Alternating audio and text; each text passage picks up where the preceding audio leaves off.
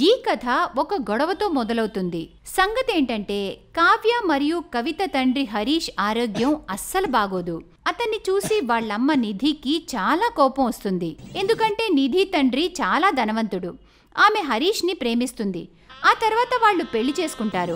కానీ హరీష్ భార్య కోరికలు తీర్చకపోయేసరికి ప్రతిరోజు వాళ్ల మధ్య గొడవలు జరిగేవి.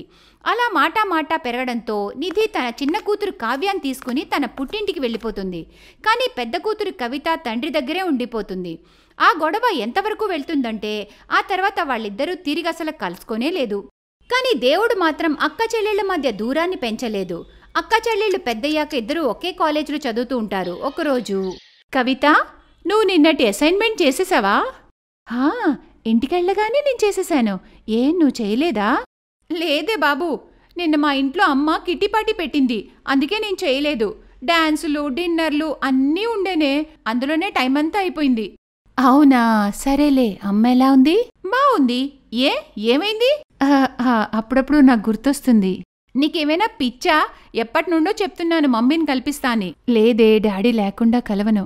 ఏ రోజు మమ్మీ డాడీని కలుస్తుందో ఆ రోజే నేను కూడా మమ్మీని కలుస్తాను. ఆ రోజు ఎప్పటికీ రాదే, అది నీకు కూడా తెలుసు. కావ్య, కవిత ఒకే కాలేజీలో చదువుతున్నా తల్లిదండ్రుల గొడవల వల్ల దూరంగా ఉంటారు. ఒకరోజు, కవిత, నువ్వు న్యూ ఇయర్ టూర్కి వస్తున్నావుగా? ముంబై టూర్కా? అవును. నువ్వెళ్ళు, నేను రాలేను. ఎందుకు? అక్కడ షారూఖ్ ఖాన్, సల్మాన్ ఖాన్ ఇల్లు చూద్దాంగా. వాళ్ళ ఆటోగ్రాఫ్ కూడా తీసుకుందామే. లేదే, కాలేజ్ వాళ్ళు ఆ టూర్కి చాలా డబ్బులు కట్టమంటున్నారు. చాలా కాదే, జస్ట్ 15,000ఏగా. 3 రోజుల టూర్ అంటే కనీసం అంత అవ్వదా ఏంటి? నీకు తెలుసు కదా, డాడీ అస్సలు ఒప్పుకోరని. సరేలే, ఓ పంచే. నువ్వు డాడీకి 3,000 చెప్పు, అప్పుడు ఒప్పుకుంటారు. ఓకేనా? అవునా? మిగతా 12,000 ఎవరిస్తారు? నేను అమ్మని అడుగుతాను. అస్సలొద్దు, నేను డాడీకి అబద్ధం చెప్పను, అర్థమైందా? అరే కానీ తను నీకూడా తల్లేగా. అవును, కానీ తను నన్నెప్పుడూ కలవడానికే రాలేదు. అసలు నా గురించి ఆలోచిస్తుందో లేదో కావ్య. కవిత ఆ మాట అనగానే కావ్య మౌనంగా ఉండిపోతుంది. నిజమేంటంటే నిధికి హరీష్ మరియు కవిత అసలు గుర్తే లేరు. తనకున్న పొగరు కావ్యకు కూడా కాస్తొస్తుంది. ఇప్పుడు కావ్య కవితతో మాట్లాడడం తగ్గించేసింది. ఇదంతా కవిత నోటీస్ చేస్తుంది, కానీ తనేమీ అనదు. ఒకరోజు, కవిత, నువ్వు మాస్టర్స్ గురించి ఏం ఆలోచించావు? ఆలోచించేదేముంది, ఈ కాలేజ్లోనే చేస్తాను. అవునా? కానీ నేను ఇంకోటనుకున్నా. అమ్మ కరెక్టే చెప్పింది, ఈ కాలేజ్ నా స్టాండర్డ్కి సరిపడేది కాదని. ఇక్కడున్నవాళ్లంతా చాలా లో క్లాస్ వాళ్ళు. కానీ ఇప్పటివరకు బానే ఉందిగా, ఇదేంటిలా? గ్రాడ్యుయేషన్ మధ్యలో మానేలేనుగా, కానీ ఇప్పుడు మాస్టర్స్ ఏదైనా పెద్ద కాలేజ్లోనే చేస్తాను. కవితని చిన్నబుచ్చడానికే కావ్య ఇంతలా చెప్తుందని కవితకు అర్థమైంది. ఇప్పుడిక కావ్య కూడా దూరమైపోతుందని కవిత కనిపించింది. కానీ విధి ఆడే ఆట ఇంకోలా ఉంది. కావ్య, కవిత మాట్లాడుకుంటున్నప్పుడు ఖరీదైన కారులోంచి ఒక హ్యాండ్సమ్ అబ్బాయి దిగి వాళ్ల దగ్గరకొస్తాడు. హాయ్ కవిత. ఓ హాయ్ రోహిత్, ఎలా ఉన్నావు? నువ్విక్కడేంటి? నేను విమల్ సార్ని కలవడానికొచ్చా. నా చిన్నప్పుడు ఆయన నాకు ట్యూషన్ చెప్పేవారు. నేనిటు వచ్చినప్పుడల్లా ఆయన్ని ఆశీర్వాదం తీసుకుంటాను. రోహిత్ మాటలు విని కవితకి చాలా మంచిగా అనిపిస్తుంది. కానీ కావ్యకి ఆ మాటలు చాలా వింతగా అనిపించాయి. What rubbish! ఆయన ఆశీర్వాదం ఎందుకు? నువ్వు ఆయనకి ట్యూషన్ ఫీజు ఇచ్చావుగా. అలాంటిదేమీ లేదు. సరేలే, అయినా తనెవరు? ఓ, తను కవిత, మా నా బెస్ట్ ఫ్రెండ్. కావ్య అలా అనడం కవితకి నచ్చలేదు, కానీ మౌనంగా ఉండిపోతుంది. కవిత, తను రోహిత్, మిస్టర్ ఓబ్రాయ్ గారి ఒక్కగానొక్క కొడుకు. మా ఫ్యాక్టరీ రా మెటీరియల్ అంతా వాళ్ళ దగ్గర నుండే సప్లై అవుతుంది. Oh, okay. Hello, nice to meet you. Oh hello. రోహిత్కి కవిత ఫస్ట్ లుక్లోనే నచ్చేస్తుంది. కవితకు కూడా రోహిత్ సంస్కారాన్ని చూసి చాలా మంచిగా అనిపిస్తుంది. అనుకోకుండా వాళ్ళు మళ్ళీ కలుస్తారు. అప్పుడు, హాయ్ కవిత. హాయ్ రోహిత్ గారు. గారంటారేంటి? నేనేమంత పెద్దవాణ్ణి కాదు. సరేలేండి, నేను మీకోసమే చూస్తున్నాను. ఎందుకు? యాక్చువల్లీ న్యూ ఇయర్ వస్తుంది కదా, సెలబ్రేట్ చేసుకుందామని నేను కావ్య కూడా చెప్పాను. సారీ రోహిత్, నాకు వేరే ప్లాన్స్ ఉన్నాయి. ఇంకో చోట సెలబ్రేట్ చేసుకోవాలి. ఓ అవునా, ఓకే.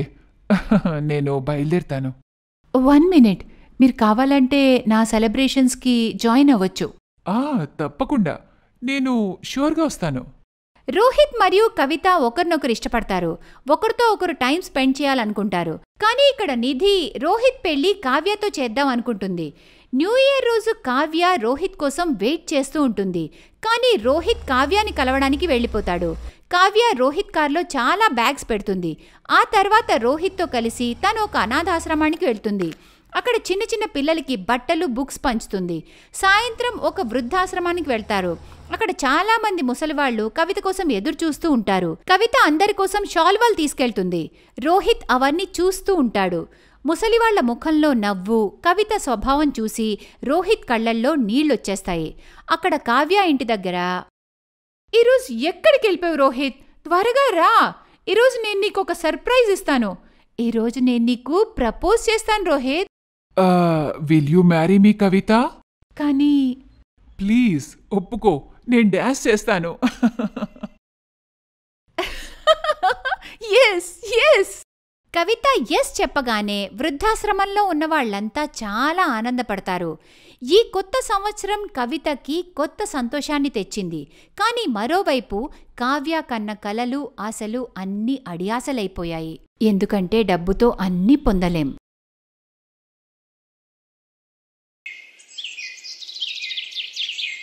కావ్య లేటుగా లెగుస్తుంది. అయితే లేచి స్నానం చేసి వంటగదిలోకి వెళ్తే వదిన అల్కా అందరి కోసం బ్రేక్ఫాస్ట్ తయారు చేస్తూ ఉంటుంది. కావ్య అల్కాతో అంటుంది, వదిన, నా కోసం ఒక కప్పు కాఫీ చెయ్యు. అయినా బ్రేక్ఫాస్ట్లో ఏముండవు? మేతి పరాటా మరియు బూందీ రైతా. ఏంటి, మేతి పరాటనా? ఓ నో వదిన, నేను మీకు చెప్పడం మర్చిపోయాను. అన్నయ్యకి పన్నీర్ శాండ్విచ్ అంటే చాలా ఇష్టం. అది కూడా మిరియాల పౌడర్ పైన చల్లితే. సండేస్ మాత్రం తను అదే తినడానికి ఇష్టపడతాడు. అన్నయ్య కోసం శాండ్విచ్ చేసేసే. సరే, అయితే అతని కోసం శాండ్విచ్ చేస్తాను. అల్కా అందంగా ఉంటుంది మరియు సంస్కారవంతురాలు. తన ఈ లక్షణమే అల్కా భర్త ప్రాంజల్ను పెళ్లి చేసుకునేలా చేసింది. తన ఇష్టంతోనే తన్ని పెళ్లి చేసుకుని ఇంటికి తీసుకొచ్చాడు. కానీ కావ్యకి అల్కాని చూస్తే చిరాకొచ్చేది. తనెప్పుడు అల్కాని తక్కువ చేసి మాట్లాడడంలో తీసిపోలేదు.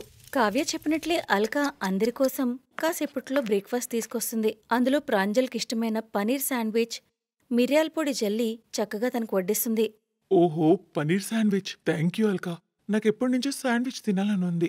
Thank you so much. Pranjal తిందామని నోట్లో పెట్టుకునేసరికి తనకి సడన్ గా తుమ్ములు స్టార్ట్ అయిపోతాయి. అల్కా అత్తగారు జానకి చాలా కోప్పడుతుంది. అరే, ఏమైంది నాన్న నీకు? అల్కా, నువ్వు ఇందులో ఆ మిరియాల పొడిగాని వేసావా? వేశాను అత్తయ్య. అరే, నీకు బుర్ర పనిచేయట్లేదా? నీకు తెలీదా వాడికి మిరియాల పొడి పడదని? ఇప్పుడిలా నా ముఖం ఎందుకు చూస్తున్నావు? వెళ్ళి డాక్టర్ గారికి ఫోన్ చేయి. కాసేపటికి డాక్టర్ అక్కడికి వచ్చి తనకి మందులు రాసిచ్చి వెళ్ళిపోతాడు. ఏంటలకా, మిరియాల పొడి వేసేంత అవసరమేమొచ్చింది? నీ వల్ల నా కొడుకు తుమ్మి చాలా బాధపడుతున్నాడు. కానీ అత్తయ్య, మిరియాల పొడి వేయమని కావ్యయే నాకు చెప్పింది. అయ్యో దేవుడా, చూడు ఎలా అబద్ధాలు చెప్తుందో. నన్ను బ్లేమ్ చేస్తున్నందుకు నీకు సిగ్గుగా లేదా? నా ఒక్కగానొక్క అన్నని నేనెందుకలా బాధపెడతాను? మళ్ళీ అలాంటి పనులు చేస్తే నాకన్నా ఇంకెవరూ చెడ్డవాళ్ళు కాదు. అలా చూడకు, అర్థమైందా? అల్కా పాపం కామ్గా అంతా వింటుంది మరియు ఏమనకుండా నిలబడుతుంది. అలానే కొంతకాలం గడుస్తుంది. పొగరు ఆడపడుచు సంస్కారవంతురాలైన అల్కాని పదే పదే ఇబ్బంది పెడుతూ ఉంటుంది. అయితే ఒకరోజు కావ్య కాలేజ్ నుండి ఇంటికి వస్తుంది. వదినా, నా కోసం ఒక కప్పు కాఫీ తీసుకురా, నాకు చాలా తలనొప్పిగా ఉంది. కొంతసేపటికి అల్కా ఆడపడుచు కోసం టీ తీసుకొని వస్తుంది. ఆ తర్వాత వేరే పనులు చేసుకుంటుంది. అప్పుడే కావ్య కోపంతో చాలా గట్టిగా అరుస్తూ ఉంటుంది. అమ్మా, చూడు నీ ముద్దుల కోడలు ఏం చేసిందో. ఏమైంది తల్లి, ఎందుకు అంత కోపంగా ఉన్నావు? టీ బాలేదా? టీ తాగదగిందైతే బావుంటుంది కదా. ఇటు చూడు, టీ కప్పులో వదిన చచ్చిపోయిన బలిపిల్లను వేసింది. ఇది తాగిన వెంటనే నేను చచ్చిపోవాలని. ఏంటి? నా తల్లి, నువ్వు బానే ఉన్నావు కదా? నువ్వు దీన్ని తాగలేదు కదా? ఇలా ఎలా అవుతుంది? నేను కప్పు బానే కడిగాను మరియు టీ కూడా ఫిల్టర్ చేసిచ్చాను. అసలు ఈ అమ్మాయి ఏం కోరుకుంటుందో. మొదట నా కొడుక్కి మిరియాల పొడిచ్చి జబ్బు చేసింది. ఇప్పుడు నా కూతురికేమో బలిపండి టీ ఇచ్చింది. ఏంటే, మమ్మల్ని అందరినీ చంపేద్దాం అనుకుంటున్నావా? వదినా, నేను మీ ఒక్కగానొక ఆడపడుచుని. మీరు నాతో ఇలా ప్రవర్తిస్తారా? ఛీ, మిమ్మల్ని వదినా అని పిలవాలంటే నాకు అసహ్యం వేస్తుంది. మీకు నిజంగా నేనంటే ఇష్టం లేదంటే నా ముఖం మీద చెప్పండి. అంతేగాని ఇలాంటి పనులు అస్సలు చేయొద్దు. ఏడోకు నా తల్లి, పద నీ రూంలోకి వెళ్ళి కాస్త విశ్రాంతి తీసుకో. తల్లి కూతురు అక్కడి నుంచి వెళ్ళిపోతారు. పాపం అల్కా అక్కడే కూర్చుని ఏడుస్తూ ఉంటుంది. మరి మనసులో అనుకుంటుంది, అసలు ఈ ఆడపడుచుకి నాతో ఏం ప్రాబ్లమో ఏంటో ప్రతిసారి నన్ను అందరి ముందు చులకన చేయడానికి చూస్తుంది. నేను మాత్రం ఎప్పుడు ఆవిడతో చెడుగా ప్రవర్తించలేదు. నాలోనే ఏదో లోపం ఉండుంటుంది. తన్ను తిట్టుకుంటూనే ఇంటి పనుల్లో పడుతుంది. అలానే రోజులు గడుస్తాయి. గడుస్తున్న రోజులతో పాటు కావ్య సాధింపులు కూడా పెరుగుతాయి. పరిస్థితి ఎలా అయిపోతుంది అంటే ప్రతి చిన్న విషయానికి అత్తగారు మరియు ప్రాంజల్ ఆమెని తిడుతూనే ఉంటారు. ఇవన్నీ చూస్తూ కావ్య చాలా సంతోషిస్తుంది. కాని దీంతో ఆమె మనసు చల్లబడలేదు. ఆమె వేరొక ప్లాన్ వేస్తుంది. ఏదోటి చేసి దీన్ని ఇంటినుంచి బయటికి పంపాలి. పొగరుబోతు ఆడపడుచు తన చెత్తబుర్ర వాడి ఇంకో ప్లాన్ వేస్తుంది. ఛాన్స్ దొరకగానే ఆమె అల్కా రూంలోకి వెళ్తుంది మరియు ఆమె ఫోటోని దొంగతనం చేస్తుంది. భలే ఉంటుందిప్పుడు. చూడు వదినా, నీకెలాంటి గుణపాఠం నేర్పుతానంటే ఇంట్లో వాళ్ళందరూ కలిసి నిన్ను మెడపట్టుకుని బయటికి తోసేస్తారు. కావ్య ఫోటో తీసుకుని అక్కడి నుండి వెళ్ళిపోతుంది. ఒకరోజు హాల్లో అందరూ కూర్చొని భోంచేస్తుండగా కావ్య అక్కడికి వస్తుంది. అరే కావ్య, నువ్వు వచ్చావా? రా కూచో, భోజనం పెడతాను. మంచిదానిలో యాక్ట్ చేసే అవసరమే లేదు. నోట్లో రామ మరియు చేతిలో కత్తి పట్టుకొని తిరుగుతావా?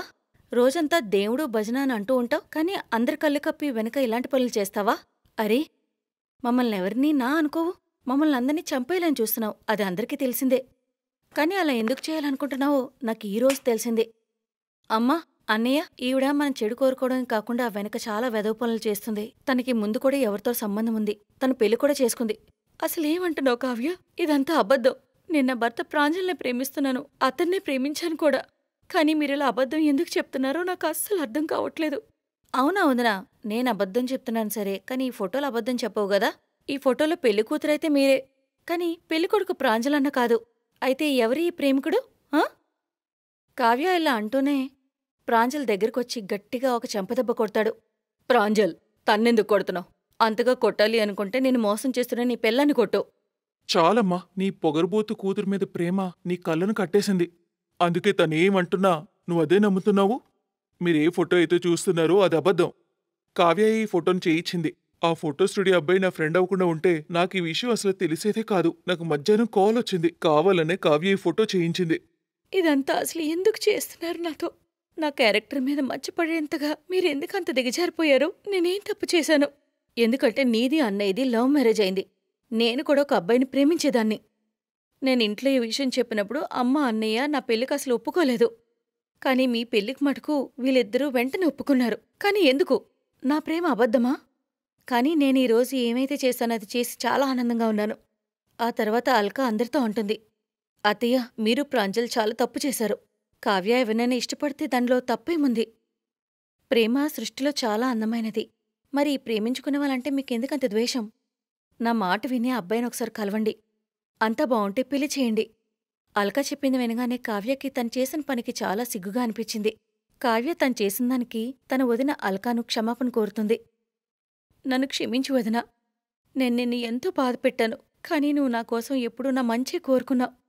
అల్కా కావ్యను క్షమించి తన్ని దగ్గరికి తీసుకుంటుంది. ఆ తర్వాత ప్రాంజల్ మరియు జానకి కూడా వాళ్ళు చేసిన తప్పును తెలుసుకుంటారు. వాళ్ళు కూడా కావ్యకి క్షమాపణ చెప్తారు. ఆ తర్వాత కావ్య పెళ్లి తనకిష్టమైన వాడితో ఘనంగా జరిపిస్తారు. Thanks for watching.